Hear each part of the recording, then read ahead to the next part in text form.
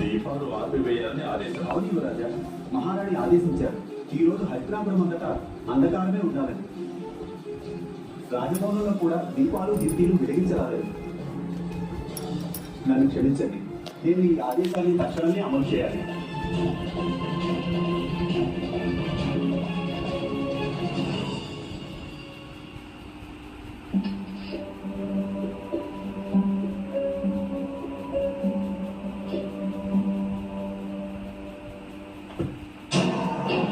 మాత, దీపాలను ఆర్పివేయమని ఎందుకు ఆదేశించారు మీరు?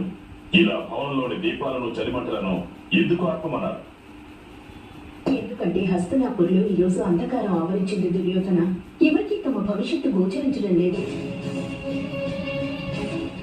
అందరూ అంధకారంలో కొట్టుమిట్టాడుతున్నారు.